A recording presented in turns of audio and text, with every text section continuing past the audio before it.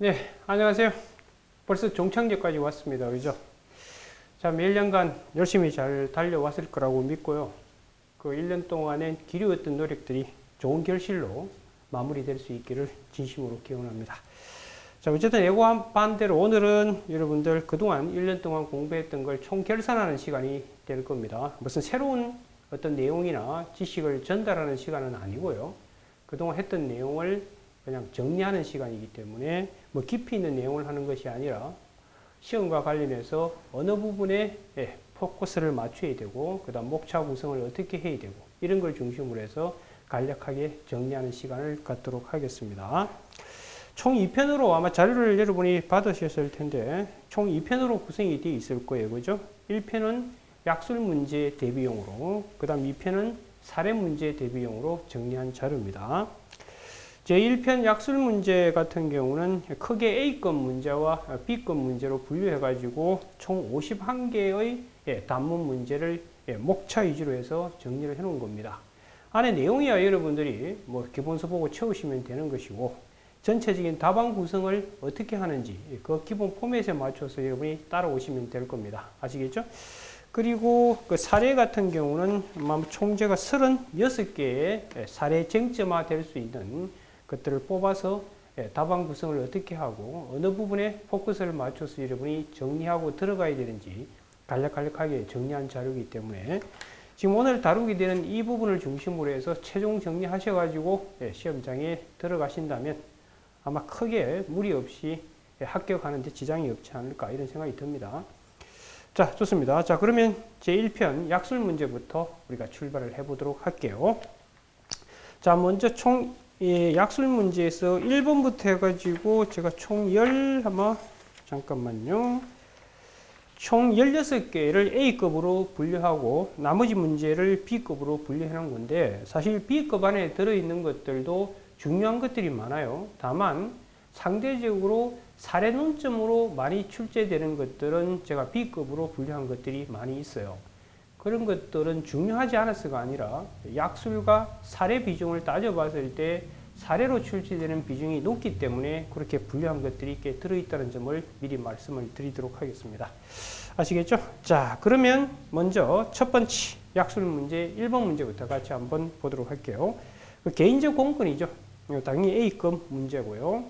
개인적 공권이 이제 출제가 될 때가 됐습니다. 근데 이 개인적 공권은 여러분들이 뭐 모의고사도 이미 한번 풀어보셨죠, 그죠? 다만 개인적 공권을 약술하라 이렇게 출제될 수 있습니다만 그 개인적 공권의 학대화 경향 이렇게도 출제될 수 있어요. 그렇게 되든 이렇게 되든 답안 구성은 크게 차이가 나는 게 없는데 다만 출제자가 물어보는 것이 개인적 공권의 학대화 경향에 대해서 약술하라면 어디에 지면을 많이 할애해야 되겠어요, 그죠? 공권의 학대화 경향에 지면을 많이 할애해서 답안을 구성하시면 되는 거예요. 나머지 기본은 다 쓰셔야 되는 것이고요. 그 다음에 여러분이 좀 조심하셔야 될 게 이겁니다. 이렇게 나올 수도 있어요. 예, 각종 그 과거 고시에서 출제됐던 문제이기도 해요. 이렇게 나올 수도 있습니다. 개인적 공권과 반사적이 이걸 약술하라 이렇게 나올 수도 있습니다. 이거 나왔을 때 기본 내용은 여러분이 알고 있을 텐데 목차 구성을 좀 신경을 쓰셔야 될 겁니다. 그래서 이렇게 나왔을 때는 이걸 약술하라 놓으면 먼저 서술해서 당연히 개인적 공권이 뭐고 반사적 이익이 뭔지를 약술하셔야 그 개념을 서술하셔야 되겠죠, 그죠? 그래서 첫 번째 개인적 공권의 의, 그 다음 두 번째 반사적 이익의 의, 이걸 먼저 쓰셔야 되겠죠, 그죠? 그런 다음에 이제 두 번째, 이게 일종의 비교 문제와 유사한 거잖아요. 그러니까 두 번째, 개인적 공권과 반사적 이익을 이렇게 나누면 어떤 구별 실익이 있는지. 이건 아시죠, 여러분들? 뭐 개인적 공권이 침해당했을 땐 원고 적격, 이런 게 인정될 수 있고, 손해배상도 가능하겠지만, 반사적 이익은 그렇지 않다. 이게 이제 구별 실익이 될 것이고요. 그 다음 세 번째 목차로, 이 두 개의 관계가 과거에는 딱 이렇게 구분되어 있었습니다만, 오늘날은 공권의 학대화 경향 때문에 점점 이렇게 가까워지고 있잖아요. 그 부분을 집중해서 답안에 현출하셔야 될 겁니다. 그래서 양자의 관계, 이 부분을 여러분이 좀 심도 깊게 답안을 쓰셔야 됩니다. 양자의 관계 이래가지고 이 양자관계에 대해서는 첫 번째 공통점. 이 공통점은 개인적 공권이 됐든 반사적 이익이 됐든 강행법규, 즉 의무를 부여하는 가행법규가 존재하는 건 똑같아요. 다만 사회 보상이 있으면 공권이 되고 그렇지 않으면 반사적 이익이 된다고 했었잖아요. 그죠? 그래서 기본적으로 강행법규, 의무를 부여하는 강행법규는 존재하는 거예요. 의무 부여하는 강행법규는 존재하는 것이고, 그 다음 차이점이야 어차피 구별 실익하고도 연결이 되어 있죠. 그죠?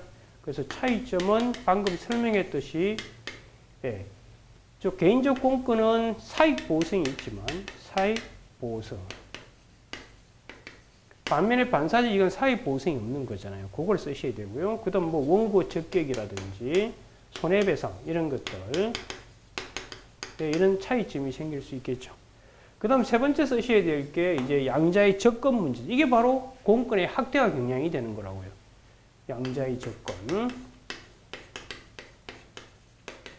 접근이라 가지고 공권의 학대와 경향. 이게 바로 공권 학대와 경향이 되겠죠. 그 다음 네 번째 이제 이거와 연관선상에 있는 게 구체적인 예들. 우리 인인소송, 경업자, 경원자소송 들어보셨죠? 구체적 예. 이렇게 해서 답안을 완성하시면 됩니다. 이해가 되겠죠? 그래서 만약에 개인적 공권과 반사적 이익에 대해 약속을 하려면 이 기본 포맷을 구성하세요. 그리고 이제 끝에 뭐 여러분이 그 결의하셔가지고 뭐 지적할 만한 게 있으면 지적하시고 그렇게 하시면 됩니다. 예, 요거 하나만 좀 신경을 쓰시면 돼요. 자, 그러면 자료로 들어가도록 할게요, 이제. 자, 개인적 공권 A급이라고 제가 분류를 해놨어요. 그죠? 그 서술 파트에서 자, 크게 목차를 먼저 한번 볼게요. 서술에서 당연히 개인적 공권이 뭔지 의의를 쓰셔야 되겠죠. 그 다음에 이제 개인적 공권과 구별할 개념 두 가지 쓰는 거 까먹지 마세요. 반사적 이익하고 그 다음 법률상 이익. 그죠? 네, 답안 여러분들 모의고사 때 다 잘 쓰셨더라고요. 그 다음에 이제 로마자 3번 오셔서 이제 핵심 내용이죠. 두 개가 가장 중요해요. 개인적 공권의 성립 요건하고 그 다음 개인적 공권의 학대와 경영. 이 두 가지에 많은 지면이 할애되셔야 됩니다. 그리고 이제 결여 파트 이렇게 만들면 되겠죠. 특히나 여러분들이 많이 실수하는 것 중에 하나가 제가 여러분 모의고사 채점하면서 많이 느꼈던 것 중에 하나가 그 강행법규한 의무부가 있죠. 성립 요건에서. 이 부분에서 대다수 수험생들이 기속일 때는 당연히 이 의무가 인정이 되고 재량일 때는 재량이 0으로 수축이 돼야만 이 의무가 인정되는 것으로 답안을 구성하고 있더라고요. 그건 상당히 잘못된 답안입니다. 여러분 아시다시피 재량이 0으로 수축하든 안 하든 사익 보상만 있으면 공권을 성립하는 거예요. 다만 재량이 0으로 수축하지 않을 경우에는 특정한 걸 해야 될 의무가 아닌 재량이 한계 준수해서 뭔가 해야 될 의무만 나오는 거죠. 거기다가 사익 보상이 있으면 형식적 공권이 무하자 재량행사 청구권이 인정되잖아요. 무하자 재량행사 청구권에서 재량 0으로 가야 인정이 되는 거예요? 아니잖아요. 그걸 항상 여러분들이 잊으면 안 돼요. 그 부분만 좀 신경을 쓰세요. 그래서 재량이 0으로 가든 안 가든 의무는 부여돼요. 다만 사익 보상이 있으면 공권은 다 성립하는 거고 성립했을 때 공권의 내용의 차이가 있을 뿐이에요. 아시겠죠? 그래서 기속이거나 재량이 0으로 가면 특정한 걸 요구할 권리, 즉 실체적 공권이 만들어지는 거고 0으로 수축하지 않으면 형식적 공권인 무하자 재량 행사 청구권이 만들어진다. 그 차이밖에 없는 거예요. 이해가 되셨죠?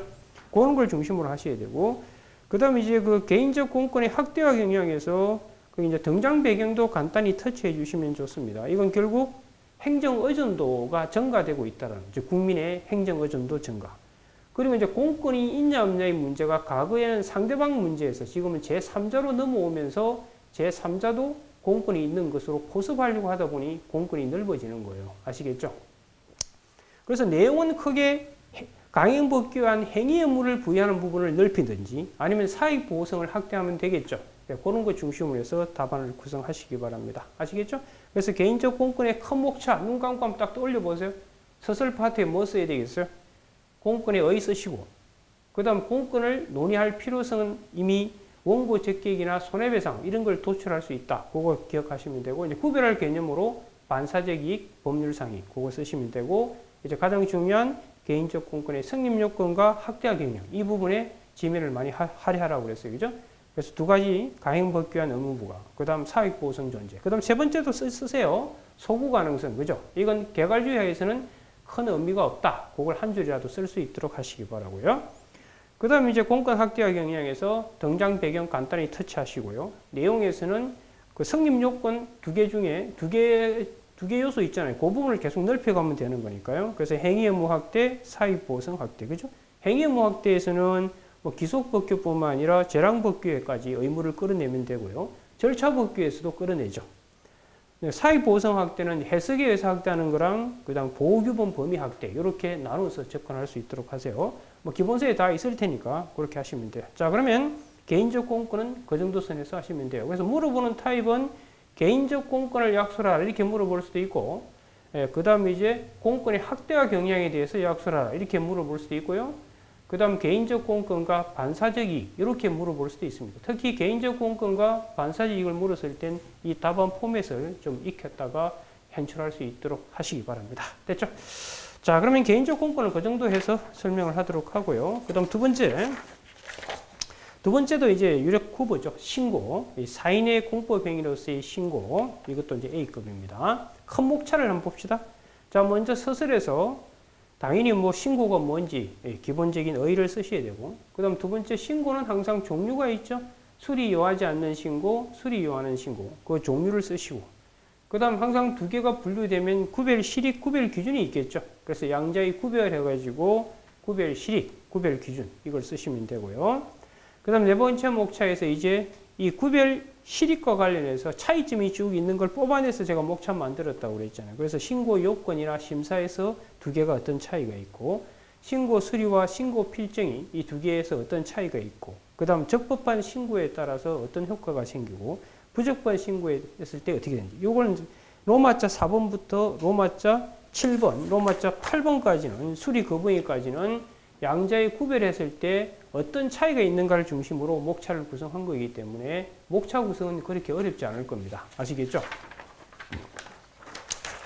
그래서 좀 약간 세부적으로 보면 사인의 공법 행위로서 신고 의의에서야 여러분들 뭐 공법 효과 발생 목적, 그죠? 일정한 사항을 알리는 거다. 그거 쓰시면 되고, 법적 근거의 행정절차법 40조 그거 간단히 터치하시면 되고요. 그 다음 종류는 자체 완성적 신고, 행위요건적 신고, 즉 전자는 수리 요하지 않는 거, 후자는 수리 요하는 거, 그거 쓰시면 되고, 그 다음 양자의 구별 실익은 여러 가지 구별 실익이 로마자 4번부터 쭉 있잖아요. 그거 있고, 이제 구별 기준을 어떻게 할 것인지, 뭐 형식적 요건을 요하는지, 실증 요건 요하는지, 뭐 이런 거 쭉쭉 있죠. 그런 것들 체크하시면 되고요. 그래서 신고의 요건 및 심사, 그 다음 신고 수리, 신고 필정, 여기서부터는 제가 설명드릴 게 별로 없어요. 자, 이 부분들은 여러분들이 기본서 찾아가지고 핵심 키워드 중심으로 답안에 옮겨 쓸 수 있도록 준비를 하시기 바랍니다. 아시겠죠? 자, 그러면 전체 목차 한번 잡아보세요. 자, 서술 파트에 뭐 쓰시고, 어휘 쓰시고, 그 다음 이제 이 신고를 규정하는 법적 근거 간단히 터치하시고, 그 다음 이제 두 번째 목차는 신고에 어떤 종류가 있는지, 그죠? 그 다음 세 번째 목차에 신고를 두 개로 나눌 때 어떤 구별 실익과 구별 기준이 있는지 그거 쓰시고, 그 다음 목차부터는 이제 구별 실익을 하나씩 목차로 잡아놓은 거예요.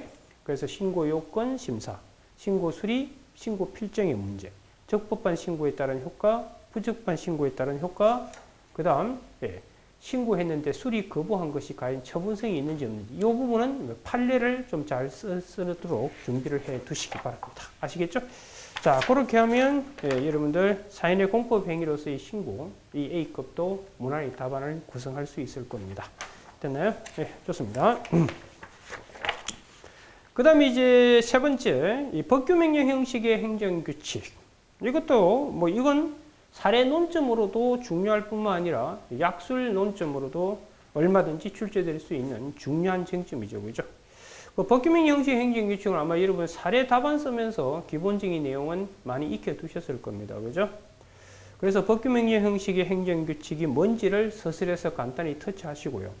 그 다음에 이제 가장 핵심은 법적 성질에 대한 학설 판례의 차이가 있죠. 그죠? 그래서 법적 성질에 대해서 법규명령으로 볼지, 행정규칙으로 볼지, 아니면 뭐 수권 여부에 따라 판단할지, 그 학설 배우셨을 겁니다. 그 다음 우리 판례는 대통령령 형식일 때와 불형의 형식일 때 나누어서 접근하는 거 배우셨죠? 그런 걸 답안에 쓰시면 되고. 그 다음에 이걸 법규명령으로 볼 때와 행정규칙으로 볼 때 실제상 어떤 차이가 있느냐. 요걸 이제 특히나 여러분 약술 문제에서는 잘 쓸 수 있도록 하시기 바랍니다. 그래서 이걸 법규명령으로 봤을 땐 기속이 돼야 되는지 재량이 될 수 있는지. 만약 상위법은 재량일 테고요. 그죠? 그걸 이제 재량으로 되어 있는 거에 기준을 정한 거니까요. 만약 이걸 법규명령으로 보게 되면 법규명령으로 보면 기속이 될 가능성이 높겠죠. 그런데 행정규칙으로 보면 이거는 법이 아니니까 상위법은 재량으로 되어 있을 테니까 재량이 될 가능성이 높게 되고요. 그죠? 그 다음에 이유제시를 해야 돼요. 이유제시는 법규성이 있는 것만 이유제시하거든요. 그리고 이유제시는 법적 근거와 사실적 근거를 제시하잖아요. 그때 법. 그거는 법규성이 있는 것만 하니까. 만약에 법규명령 형식 행정규칙을 법으로 보게 되면 당연히 이유제시해야 되겠죠. 그런데 행정규칙으로 보면 그럴 필요가 없겠죠. 위반시 위반 여부야. 법으로 보면 위반하면 위법이 되고 그렇지 않으면 그 자체의 위반으로 위법은 되지 않겠죠. 소이익 문제는 아시죠? 이걸 현재 판례는 이걸 법규명령으로 보든 보지 않든 가중적 처벌되는 거 배우셨잖아요. 소이익 긍정한다는 거 그런 걸 쓰시면 되겠네요. 됐나요? 자, 그 다음에 이제 네 번째죠. 재량행위 한계와 통제. 이건 모의고사에서 이미 한번 다뤘죠. 그죠? 목차 잡는 건 쉬워요. 먼저 재량행위의 일반론 쓰시고 그 다음 재량행위 한계 쓰시고 그 다음 재량행위의 통제 이렇게 쓰시면 되겠죠. 그죠? 서술 파트에서는 재량행위가 뭔지 어휘는 쓰셔야 되고 그 다음 왜 기속으로 하지 않고 재량으로 하는지 그 인정 이유 뭐 구체적 타당성 도모겠죠. 그죠? 그리고 재량이 부여되어 있다 하더라도 마음대로 하는 게 아니라 일정한 한계 내에서 움직이고 한계를 벗어나면 통제를 받아야 되죠. 그걸 쓰기 위한 전제 조건으로 의무에 합당한 재량, 즉 아무 때나 하는 재량이 아니다. 그걸 답안에 쓸 수 있도록 하시기 바랍니다. 그런 다음에 이제 그 다음 목차대로 가면 돼요. 재량의 한계. 거기는 이제 재량의 하자로서 일탈, 남용, 불행사. 그죠? 그 다음 재량의 0으로의 수축도 쓰는 걸 까먹지 않도록 하세요. 재량이 0으로 수축되어 버리게 되면 선택의 여지가 없어지죠. 그렇죠? 그러니까 그때는 일정 특정한 걸 해야 될 의무가 생기게 되고 그걸 안 하면 위법이 되겠죠. 그러니까 한계 파트에서 그것도 언급하는 거예요. 그 다음에 재량행위에 대한 통제는 통제 주체에 따라서 그죠? 국회, 행정부, 사법부, 국민 이렇게 나눠서 답안을 작성하시면 되겠습니다. 목차 잡는 거 쉽죠 이거. 그래서 서설, 재량행위 한계, 통제, 교류 이렇게 목차를 구성하시면 되겠습니다. 됐나요? 네, 좋습니다.